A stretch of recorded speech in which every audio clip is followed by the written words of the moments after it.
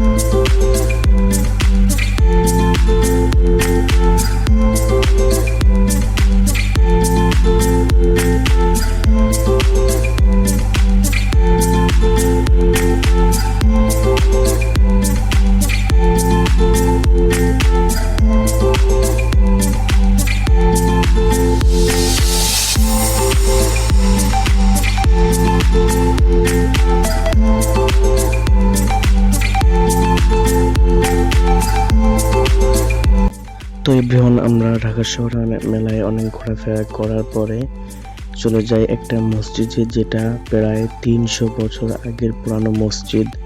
তো আমরা মসজিদের ভিতরে ঢোকার পরে দেখা যায় দুইটা শাখা, ডান সাইডে একটা, বাম সাইডে একটা। তো আমরা বাইরের দিকে একটু ঘোরাফেরা করে মসজিদের ভিতরের দিকে যাই। ভিতরের দিকে গিয়ে একটা অবাক কাণ্ড দেখি, এত সুন্দর ডিজাইন করা মসজিদে, মানে অকল্পনীয়, অনেক সুন্দর করে ডিজাইন করে বানানো, ফ্যান লাগানো, সবাই নামাজ পড়তেছে। তো আমরা অনেকক্ষণ রেস্ট নেওয়ার পরে বের হয়ে পড়ি। সেখান থেকে বের হওয়ার পরে সরফ উদ্যানের পাশে একটি পুকুর দেখতে পাই, যেখানে হাজার হাজার পদ্ম ফুল ফুটেছে আর একটি মূর্তি দাঁড়িয়ে রয়েছে। তো ওটা সম্ভবত হিন্দুদের মূর্তি, পাশে মন্দির দেখা যাচ্ছে। তো আমরা কিছুক্ষণ এখানে হাঁটাচলা করে